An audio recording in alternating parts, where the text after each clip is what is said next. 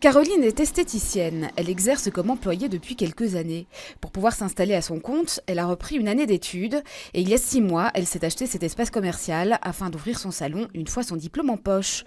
Sauf que le précieux document n'est jamais arrivé. Le 6 juin, les examens ont été effectués, nous avons réussi. Et puis, on a eu la remise des diplômes. On a dû attendre d'avoir cet accès pour être indépendante. Apparemment, il y avait du retard pour l'homologation. Et puis, un soir, on a reçu un mail comme quoi qu'il n'en était plus question.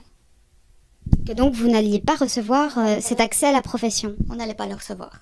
Donc, il fallait qu'on recommence les examens. Le Centre européen d'esthétique promettait, selon Caroline, l'accès à la profession. Pourtant, son statut d'école privée ne l'y autorise pas en principe. Et c'est là que ça se complique.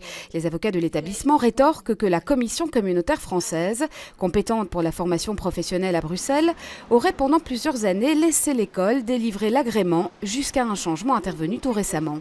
Pas si simple.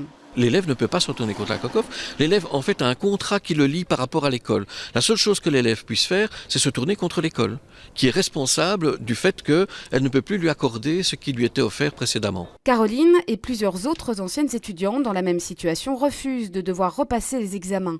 Elles sont prêtes à attaquer l'école en justice s'il le faut. Caroline, elle, voudrait surtout pouvoir faire tourner son commerce au plus vite.